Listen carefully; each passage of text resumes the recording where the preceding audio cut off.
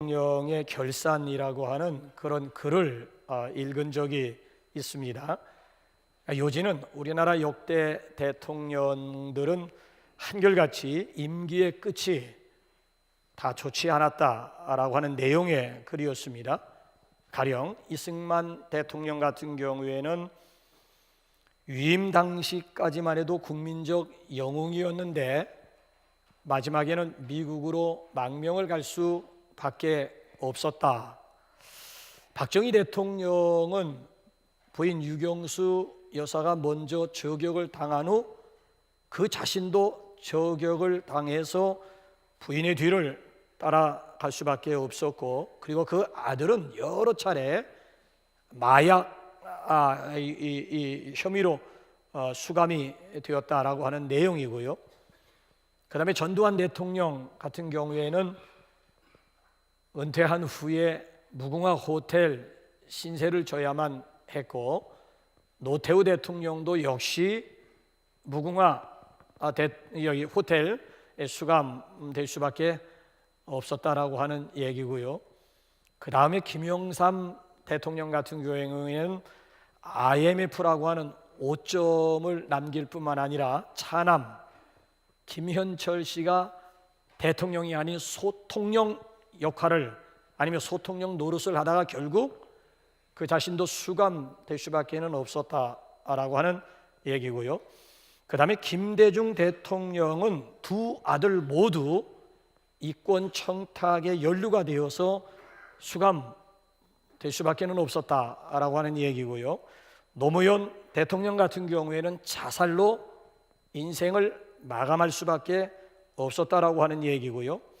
이명박 대통령 같은 경우에는 다스 문제로 또다시 도마 위에 올려질 수밖에 없는 그런 상황을 맞이하게 되었고요.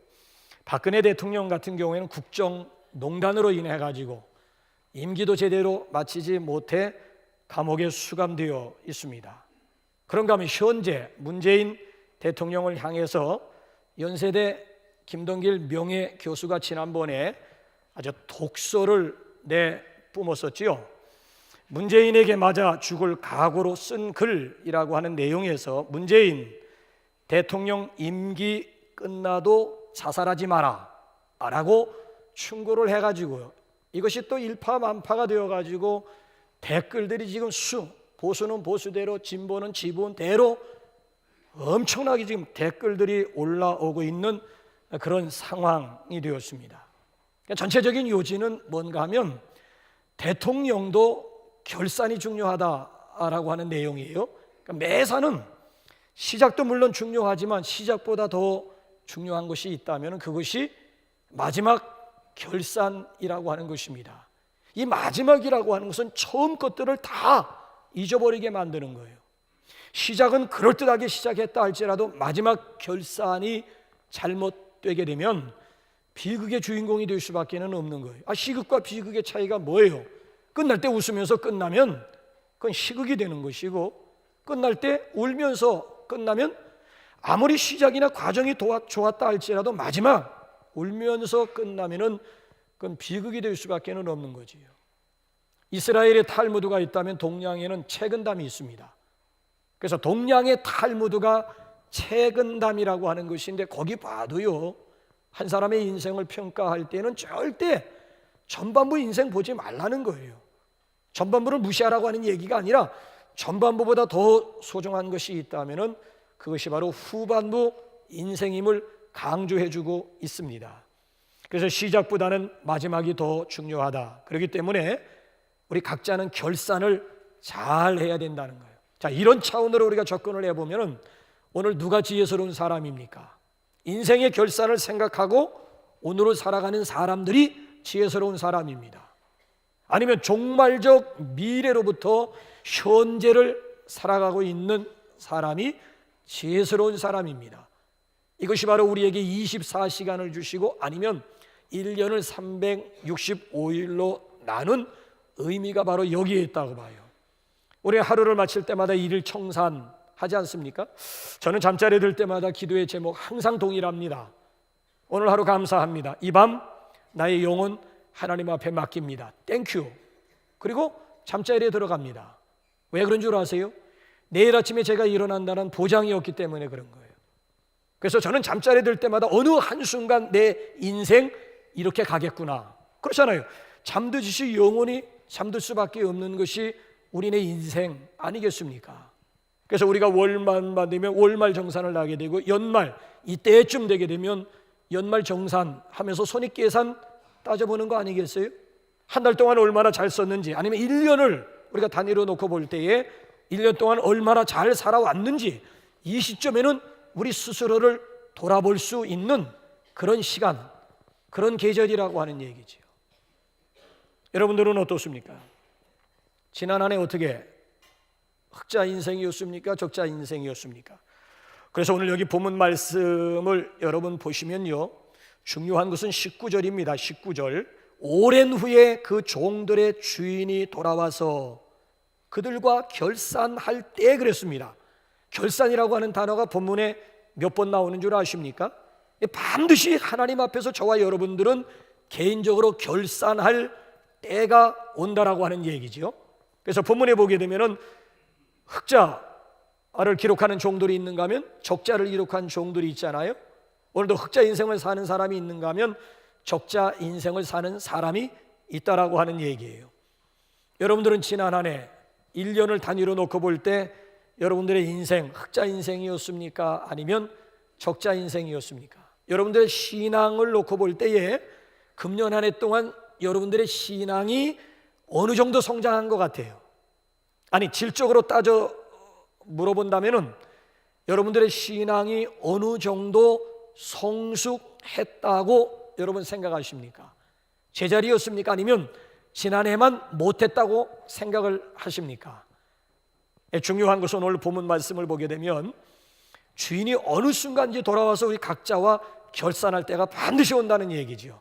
자, 본문 말씀에 대한 내용 전체적인 스토리를 여러분들 말로 요약을 해본다면 어떻게 요약이 가능할까요? 14절부터 30절까지 굉장히 긴 본문을 선택을 했는데, 이 스토리를 여러분 각자가 요약을 한다면 어떻게 요약을 하실 수가 있을 것 같아요? 어느 주인이 먼 나라로 떠나가면서 종들을 불러가지고 각각 그 재능, 그 능력대로 달란트를 맡겨주었다라고 하는 얘기지요. 한 종에게는 5달란트, 한 종에게는 2달란트, 한 종에게는 1달란트를 맡기고 그리고 타국으로 떠났다는 거예요. 자, 5달란트, 2달란트 받았던 종들은 그 달란트를 받자마자 바로 가서 열심히 장사해서 배로 남겨가지고 주인이 돌아왔을 때 결산했을 때 배로 내놓음으로 말미암아 칭찬과 함께 종놈들이 감히 주인의 즐거움, 주인의 잔치, 주인의 영광스러운 자리에 동참할 수가 있는 가문의 영광을 누렸다라고 하는 얘기고요. 문제는 요 1달란트거든요. 요 종은 1달란트를 받자마자 바로 가서 땅에다 묻어두었다는. 그래서 주인이 돌아왔을 때 원금만 가지고 주인 앞에 결산하다가 결국 악하고 게으른 종이 되어가지고 바깥 어두운 데서 영원히 슬피 울며 일을 갈 수밖에 없었다라고 하는 이런 내용이지요. 예수님의 이 비유의 말씀은 우리에게도 언젠가는 반드시 쇠말 날이 온다는 거예요.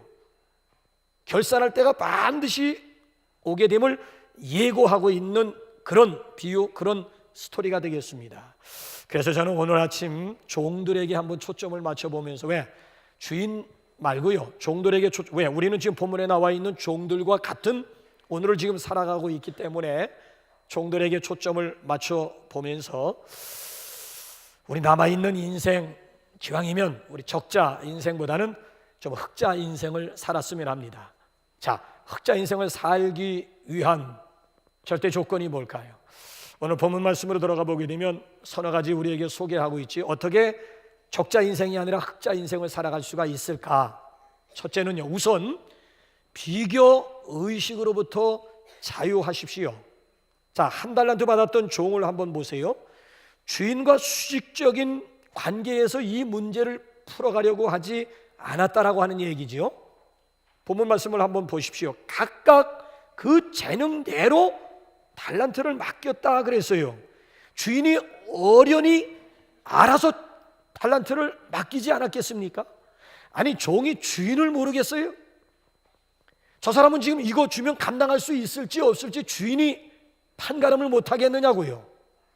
그래서 종들의 능력대로 5달란트, 2달란트, 1달란트를 맡겨준. 그럼 내게 맡겨준 달란트 가지고 성실하게 일하고 최선 다하면 그것으로 족한 거예요.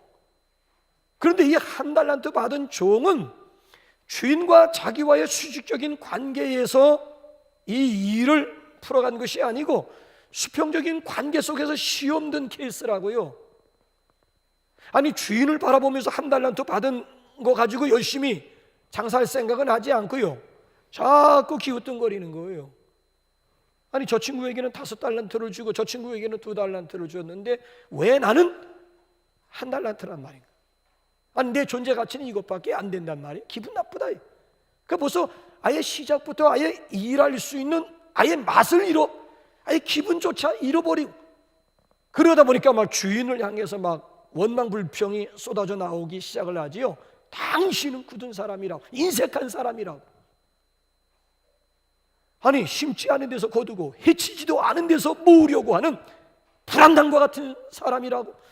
이 종의 입장에서 감히 주인을 향해서 이렇게 항변할 수가 있고 원망할 수 있는 것입니까?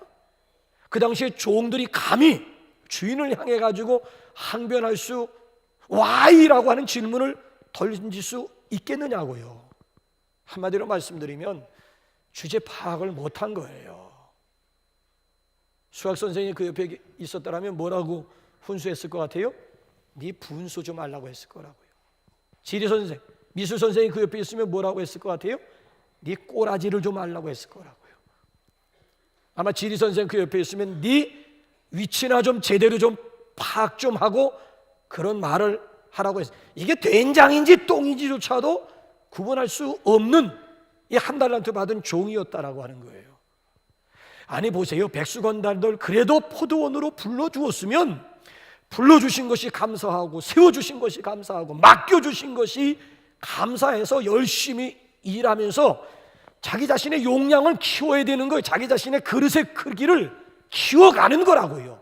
자기 자신의 그릇의 크기를 키워가기만 하면 어련히 주인이 5달란트가 문제가 되겠어요? 자기 용량, 자기 그릇의 크기만 열심히 일하면서 그릇의 크기를 키워가기만 하면 주인이 그에게 10달란트인들 안 맡겨주시겠습니까?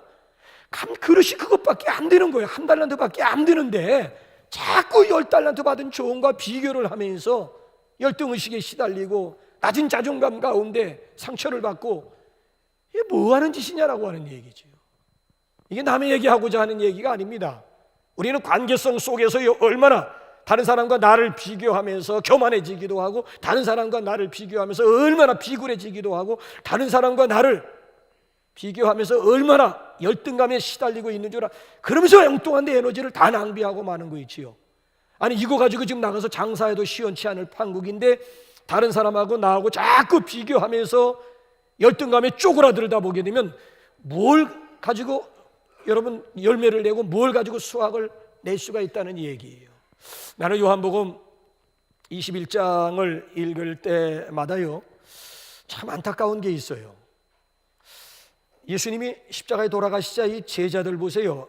나 고기 잡으러 가겠다. 베드로가 나 옛날로 돌아가겠다는 거예요. 그러니까 7명의 제자들이 줄레줄레 따라가잖아요. 부활하신 예수님이 기가 막. 그래서 갈릴리 바닷가로 다시 찾아가서 재소명하는 거예요. 제자들, 7명의 제자들을 다시 부르세요. 특별히 베드로를 향해서 너 나 사랑하느냐? 3번씩 물으면서 네가 정말 나를 사랑한다면 내 어린 양 좀 먹여다오. 내 양을 쳐다오. 그러면서 소명과 함께 그에게 미션 사명을 주는 거예요. 그 중요한 시간에 이 베드로가 지금 엉뚱한 데 신경을 쓰고 있는 거 있죠. 자, 내가 주님을 따라가겠습니다만은 저 제자는 어떻게 되는 겁니까? 그러면서 누구를 지금 가리키고 있는가 하면은 공생의 기간 동안에 예수님의 사랑을 가장 많이 받았다라고 하는 사도 요한이 거슬리는 거 있지요. 늘 예수님의 품에 의지해서 랍비요 선생님이요 하면서 주님의 사랑을 독차지했던 사도 요한이 결정적인 순간에 걸리는 거예요. 그래서 너는 나를 따르라, 내 어린 양을 먹이라고 했을 때 저 사람은 어떻게 되는 겁니까? 자, 이 질문 하나 했다가 개망신, 아니 본전도 못 찾았어요. 자, 요한복음 한번 11장 21절 우리 주님이 뭐라고 한번 우리에게 오늘 우리 각자에게 뭐라고 말씀하시는지 한번 우리 레마로 한번 우리 다 같이 한번 읽어보실까요? 시작. 예수께서 이르시되 내가 올 때까지 그를 머무게 하고자 할지라도 내게 무슨 상관이냐? 너는 나를 What is that to you? What is that to you? You follow me. What is that to you? 그게 너와 무슨 상관이야? 아니 내가 다시 올 때까지 그를 이 땅에 남겨둔다 할지라도 그게 너와 지금 무슨 상관이 있느냐라고 하는 얘기. What is that to you? You follow me. 너는 나를 따르라고 하는 신경 끄라는 얘기예요. 다른 사람에 대해서 신경 끄라고 하는 얘기예요. 왜 자꾸 요한과 자기 자신을 비교하면서 오늘 비굴해지려고 하느냐? 왜 스스로가 열등감 아니면 낮은 자존감에 괴로워하면서 스스로 지옥과 같은 하루하루를 살고자 하느냐라고 하는 예수님의 안타까움이거든요. 그게 너와 무슨 상관이 있냐는 거예요. 여러분 다른 사람에 대해서 잊어버리세요. 자꾸 다른 사람하고 나를 비교하지 마시라니까. 비교해서 좋을 거 하나도. 아니 비교해가지고 상대방보다 내가 조금 낫다 싶으면 금방 또 교만해지고 자랑, 또 조금 상대방보다 내가 좀 꿀린다 싶으면 금방 비겁해지고 비굴해지고, 아니면 열등감에 자기 자신의 초라한 모습 바라보면서 한숨이나 쉬우면서 하루하루를 살아갈 이유가 어디에 있느냐라고 하는 거예요. 아인슈타인 천재적인 물리학자지요. 이 양반은 학교 다닐 때 공부를 얼마나 못했는지 열등생, 아니 낙제생이었대. 낙제생. 아니 성적표 거기에 뭐라고 기록되어 있는가 하면은 이 아이는 앞으로 무슨 공부를 해도 성공할 가능성이 없음이라고 아예 담임 선생님이 그렇게 기록할 정도면 어느 정도였는지 감 잡으실 수 있잖아요. 자, 그 성적표를 가지고 집으로 돌아옵니다. 여러분들의 자식이 그런 성적표를 가지고 담임 선생님으로부터 그런 평가를 받아가지고 성적표를 가지고 집으로 돌아왔을 경우 여러분들이 보일 수 있는 액션은 뭐예요? 아마 제가 생각할 때 초상집 아마 방불케 했을 겁니다. 너 죽고 나 죽자. 아마 그날 아마 초상집을 아마 연출했을 것 같아요. 근데 아인슈타인 어머니는 달라요. 그 아이를 꼭 끌어안으면서 하는 얘기가 뭔가 하면, 네가 다른 아이들과 같아지려고 하면 너는 열등생이 될 거야. 그러나 너는 다른 아이들과 다르다. 네가 다른 아이들과 달라지려고 하면 너는 우등생이 될 것이다. 그 순간에 자기 아들을 끌어안으면서 격려를 해주는 거 있죠. 그 격려의, 어머니의 격려의 말에 힘입어가지고 훗날 이 아인슈타인이라고 하는 사람이 세계적인 천재 물리학자가 되었다니까요. 그래, 다른 아이들하고 비교하지 않아요. 어머니 절대 이웃에 살고 있는 다른 아이들하고 절대 비교하지 않아요. 그냥 내 아이가 가지고 있는 재능이 뭔지, 달란트가 뭔지, 은사가 뭔지, 내 아이만이 가지고 있는 독특성이라고 하는 것이 무엇인지 그것을 개발시켜 주었다라고 하는 얘기죠. 결국 그가 일을 내도 큰 일을 내고야 역사적으로 아주 위대한 인물이 되고야 말았다라고 하는 것 아니겠습니까? 그러니까 2달란트, 5달란트 받은 종과 내 자신을 비교하려고, 저는 저고 나는 나래니까요. 내가 저가 될 수가 없고 저가 내가 될 수는 없는 거예요. 저는 세상에서 가장 불쌍하면서도 불행하게 생각되는 사람들이요, 여자가 되어서 남자로 태어나지 못하는 거 부러워하는 여자들, 반대로 남자가 되어서 여자로 태어나지 못한 것을 후회하는 인간들. 이거 어쩌면 좋지요? 이거 울어도 안 되고 힘써도 안 되고 믿어도 안 되는 문제예요. 이건 하나님도 이건 어찌할 수 없는 문제야. 아니 하나님도 어찌할 수 없는 문제를 당신이 오늘 부러워한들 아니면 후회를 한들 바뀌어지겠느냐라고 하는 얘기지요. 그냥 있는 현실 그대로를 받아들일 줄 아는 그런 겸손도 필요하고요, 하나님이 나를 독특하게 개성 있게 하나님께서 나를 창조하셨다. 거기에 여러분 기쁨이 있고 감사가 있고 창조적인 일들을 기대할 수 있는 것 아니겠습니까? 그래서 우리 좌우에 앉으신 분들하고 우리 한번 인사 한번 나눌까요? 당신은 하나님의 걸작품이십니다. 우리 한번 인사를 한번 나눌까요? 예. 그러니까 흑자 인생을 살기 위해서는 비교 의식으로부터 자유해야 가능합니다. 자, 그런가 하면 두 번째로는 때를 활용하는 지혜자가 되십시오. 자, 여기 나와 있는 2달란트와 5달란트 받은 종들을 한번 보십시오. 분명히 흑자 인생을 살 때에는 그만한 지혜가 저들에게 있어요. 보세요. 흑자 인생을 사는 지혜를 2달란트, 5달란트 받은 종들에게서 우리가 어떻게 얻을 수가 있는가 하면은 16절, 17절 한번 비교 한번 해보십니다. 자, 요 5달란트와 2달란트 받은 종들은 공통점이 있다는 얘기예요. 공통점을 잡아야 돼요. 16절, 17절입니다. 시작. 5달란트 받은 자는 바로 가서 그것으로 장사하여 또 5달란트를 남기고 2달란트 받은 자도 그같이 하여 또 2달란트를 남겼으되 공통점이 뭐예요? 바로 가서예요. 타이밍입니다. 바로 가서 장사를, 그러니까 우물쭈물하면서 세월 호송하는, 폼 잡다가 시간 보냈다라고 하는 얘기가 아니에요. 그러니까 때를 잘 활용했고 더 나아가서 달란트를 잘 활용했다라고 하는 그런 얘기가 되지요. 그러니까 우리는 누구나 다 공평하게 24시간을 받은 거예요. 누구는 25시간 받고 누구는 23시간 받은 거 아닙니다. 똑같이 24시간을 받은 거예요. 문제는 내가 받은 24시간을 어떻게 활용하느냐가 문제죠. 그래서 요즘에는 한동안에 무슨 뭐 재테크가 유행하더니만 요즘에 와서는 재테크보다 더 중요한 것이 뭔 줄 아세요? 시테크가 중요하다는 거예요. 내게 주어진 시간을 어떻게 활용했느냐에 따라서 승패가 달라진다는 거예요. 시간은 돈이다라고 하는 얘기가 아니고요, 시간은 그 자체가 생명이다라고 하는 거예요. 시간은 생명이라고 하는 거예요. 생명. 한때 초대형 베스트셀러 가운데 책 제목이 상당히 긴 베스트셀러가 하나가 있었어요. 아들아, 머뭇거리기에는 인생이 너무 짧다. 이게 책 제목이라니까요. 아들아, 머뭇거리기에는 인생이 너무 짧다라고 하는 그런 책 제목이에요.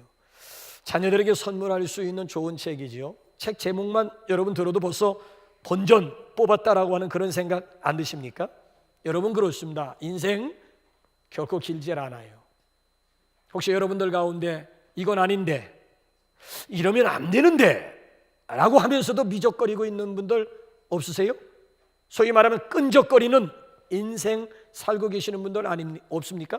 이거 아닌데, 이러면 안 되는데 그러면서도 끌려가는 그런 성도, 그런 사람 없느냐라고 하는 얘기죠.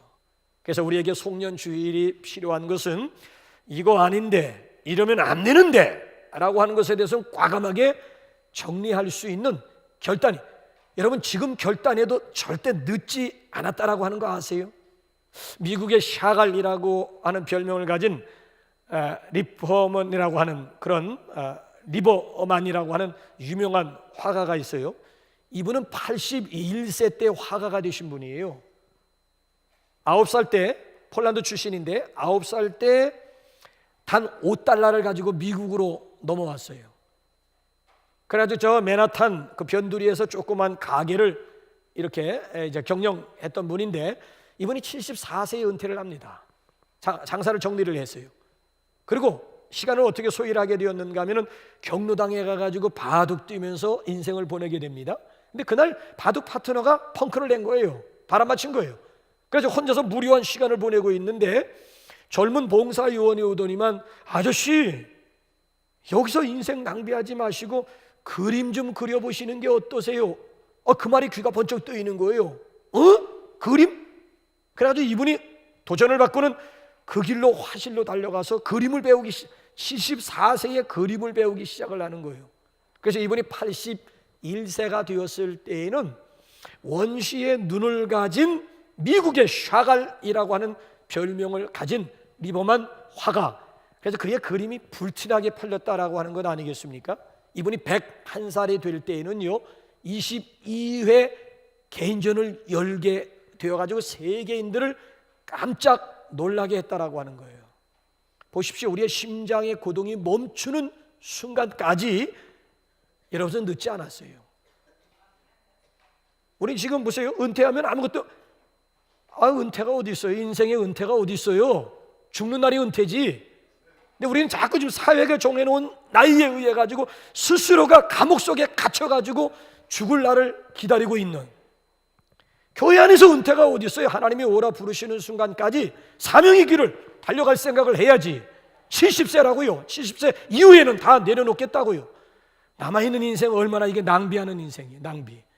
하나님이 우리를 부르시는 그 순간이 내 사명 끝나는 순간이라고요. 그러니까 그때까지는 우리가 삶의 의지를 불태워야 되고 뭔가 그렇잖아요. 내게 주신 이 달란트를 어떻게 활용할 것인가, 여기에 집중해야 됨에도 불구하고 스스로가 만든 감옥 속에 갇혀가지고 죽을 날을 기다리고 있는 이것처럼 초라하고 비참한 인생이 세상에 어디에 있겠느냐라고 하는 얘기지요. 많은 성도들이 저한테 질문을 합니다. 한 달란트 받은 종의 죄가 뭐냐는 거예요. 도대체 아무리 봐도 이 종이 잘못한 것이 없는데 도대체 한 달란트 받은 종의 죄가 뭐길래 바깥 어두움에 내던져가지고 영원토록 슬피 울면서 이를 갈아야만 되느냐, 도대체 이 종의 죄가 뭐냐고 질문하는 성도들이 있어요. 뭐 같아요? 달란트, 기회, 시간, 이거 다 여러분 묻어버렸잖아요. 하나님이 주신 소중한 달란트, 소중한 시간, 소중한 기회들 스스로가 다 땅속에 묻어버렸는데 이거 죄가 아니라고 할 수 있습니까? 아니, 시간이라고 하는 것은 돈이 아니라 이건 생명인데 하나님이 주신 생명을 스스로가 묻어버리겠다라고 하는 것처럼 생명의 주인 대신 하나님을 향한 도발도, 이런 도발이 세상에 어디에 있는 거예요? 더군다나 본문 말씀 보면 분명히 주인이 이 악하고 게으른 종아, 뭐가 죄냐고요? 게으름이 죄라니까. 낭비하는 게 죄라니까. 시간 낭비하고 물질 낭비하고 주신 생명 낭비하는 거, 이게 죄가 아니라고 여러분 생각하십니까? 게으름도 죄고요, 낭비도 죄라고 하는 거예요. 죄. 그래서 여기 본문 말씀을 보게 되면 좌우지간 이 종은 이 주신 타이밍을 적절하게 활용하지 못했다. 그렇기 때문에 흑자 인생을 살기 위해서는 때와 기회와 달란트를 적극적으로 활용할 줄 아는 저와 여러분들이 되시기를 주님의 이름으로 축원합니다. 마지막 세 번째 흑자 인생을 사는 비결은 작은 일에 충성하십시오. 자, 주인의 칭찬에 한번 주목 한번 해보시기 바랍니다. 5달란트 받았던 종과 2달란트 받은 종을 주인이 칭찬하면서 보상을 해주시는데 보상 내용 다릅니까? 우리 인간이 볼 때는 5달란트 남겨가지고 왔으면 어이구 잘했다, 2달란트 남겨가지고 온 종을 향해서 에이구 잘했다, 어이구와 에이그로 우리가 구분할 수가 있을 거예요. 자, 과연 우리 하나님도 어이구 에이구로 보상하시고 축복해 주었을까요? 자, 우리 한번 21절 23절 21절은 5달란트를 향한 보상이고요, 23절은 2달란트를 향한 보상인데 보상 내용이 문자라도 뭐 다른 거 있는지 여러분도 그런 거 잘 찾아내잖아요. 한번 찾아보시죠. 시작. 그 주인이 이르되 잘하였도다 착하고 충성된 종아, 내가 적은 일에 충성하였음에 내가 많은 것을 내게 맡기리니 내 주인의 즐거움에 참여할지어다 하고, 이번엔 2달란트 23절 시작. 그 주인이 이르되 잘하였도다 착하고 충성된 종아, 내가 적은 일에 충성하였음에 내가 많은 것을 내게 맡기리니 내 주인의 즐거움에 참여할지어다 하고, 5달란트 2달란트 받은 종, 우리 하나님이 보상해 주시는데 뭐 차이가 있어요? 똑같아요. 문자 하나 틀리지 않고 똑같이. 우리는 결과 위주예요. 우리는 업적 위주라고요. 업적 위주. 근데 하나님은 결과를 소중하게 생각하시는 분이 아니에요. 하나님은 동기, 자세, 과정, 얼마나 그 과정 가운데 최선을 다했느냐, 얼마나 과정 가운데 성실했느냐, 이걸 지금 보시고 보상해 주시는 하나님이지 무슨 양 가지고 결과 가지고 상을 주는 그런 하나님은 아니라, 그러니까 우리는 양 위주지만 하나님은 질적으로 평가 기준이라고 하는 것은 양 중심이 아니라 질 중심이었다. 얼마만큼 최선을 다했느냐, 이걸 지금 묻고 계신 것이죠. 자, 그래서 우리 한번 누가복음 16장 10절 한번 읽어보십시오. 왜 그런지 한번 보세요. 시작. 지극히 작은 것에 충성된 자는 큰 것에도 충성되고 지극히 작은 것에 불의한 자는 큰 것에도, 저기 보면 지극히 작은 것에 충성이라고 하는 말을 다른 번역 성경을 보면 성실로 번역을 했습니다. 지극히 작은 것에 성실된 자는 큰 것을 맡겨주어도 성실, 충성한다는 얘기고요, 지극히 작은 것에 성실하지 못한 사람은 아무리 큰 거 맡겨줘 봤댔자 성실성 기대할 수가 없다라고 하는 거예요. 아니, 더군다나 본문 말씀 배경을 보면 지금 주인이 없는 자리예요. 이미 벌써 주인은 이국으로 떠나갔어요. 타국으로 갔어요. 주인이 없는 상황이라고요. 자, 이런 주인이 없는 상황 가운데서 얼마든지 빈둥거릴 수도 있고 얼마든지 농땡이 칠 수 있는 좋은, 그렇잖아요. 종들만 있는데 뭐, 주인이 없는데 뭐, 대충 시간 때울 수도 있고 농땡이 부릴 수 있는 아주 좋은 그런 환경 아닙니까? 이런 환경 속에서 성실하게 최선을 다해서 작은 일에 충성한다라고 하는 거 현실적으로 쉽지 않습니다. 가령 여러분 저 외곽진지대 새벽에 경찰도 없어요. 보는 이도 없어요. 그런데 나 혼자 지금 운전하고 있는데 신호등을 제대로 지킨다. 변두리에서 새벽 시간에 경찰도 없는 이런 상황 가운데서 신호등을 제대로 지킨다라고 하는 거 운전자들 한번 대답해 보시라고. 쉽지 않아요. 시험 감독관이 전혀 없는 상황 가운데서 시험을 치른다, 정직하게 시험을 치른다라고 하는 거, 이거 여러분 쉽지 않아요. 그래서 D.L. 무디라고 하는 사람이 무슨 얘기를 했는가 하면은 인격이라고 하는 것은 아무도 보는 이 없는 때에 바로 자신의 모습이다라고 얘기를 했어요. 이게 인격뿐이겠습니까? 성실도 경건도 마찬가지. 남들이 볼 때 남들 눈에 보여지는 경건 거짓된 거예요. 그러니까 여러분 혼자 있을 때 무슨 생각을 주로 많이 하시고 혼자 있을 때 무슨 일을 하느냐, 그게 여러분의 인격이고 그게 바로 여러분의 성실성이고 그게 바로 나의 경건의 현주. 나 혼자 있을 때 주로 무슨 생각을 많이 하느냐라고 하는 거, 이게 내 경건의 현주소. 정확한, 다른 사람들 눈에 비춰진 경건 다 거짓된 경건입니다. 혼자 있을 때 주로 하나님 앞에서 내가 무슨 생각을, 혼자 있을 때 무슨 일, 무슨 생각을 많이 하느냐, 이게 바로 인격의 바로미터가 될 수가 있다라고 하는 이야기지요. 결국 여기 오늘 본문 말씀에 보면 이 2달란트 5달란트 받은 종들은요, 주인이 없는데도 주인이 있는 것과 다를 바 없이 성실하게 일했더니만 결국 오늘에 와가지고는 그 성실성이 빛을 보게 되었다라고 하는 것이지요. 미국을 여행을 하다 보면은 리버티 섬이라고 하는 곳을 가게 됩니다. 혹시 리버티 섬 갔다 오신 분도 있습니까? 리버티 섬에 가게 되면 자유의 여신상이 있지요. 1886년에 제막된 자유의 여신상은요, 밑에 판에서부터 머리끝까지 92m입니다. 여러분 이것을 누워 놓았다고 생각해요. 92m, 100m, 몇 미터 모자란 100m잖아요. 100m 달리기 해보셨어요? 100m 달리기 몇 초 만에 여러분 100m 달리기 주파하십니까? 짧은 거리 아니다. 그냥 이렇게 자유의 여신상 밑에 가서 서 있다 보게 되면 끝이 안 보여요. 끝이 안 보인다니까요. 근데 어느 날 오스카 해머스타인 2세라고 하는 사람이 헬리콥터를 타고 가서 그 머리 위에서 내리 사진을 찍었어요. 사진 찍고 현상해 보면서 이 해머스타인 2세가 깜짝 놀랐다라고 하는 거예요. 왜 그런가 하면 머리카락이 너무 섬세하게 조각되어 있는 거 있죠. 아니 여기서 쳐다보면 머리는 보이지도 않는다니까요. 갈매기들이나 날아가면서 머리를 볼까? 사람들은 아무도 머리 볼 사람이 볼 일도 없어요. 보는 이도 없음에도 불구하고 머리카락 하나하나가 얼마나 정교하게, 얼마나 섬세하게 조각이 되어져 있는지 입을 딱 벌렸다라고 하는 것 아니겠습니까?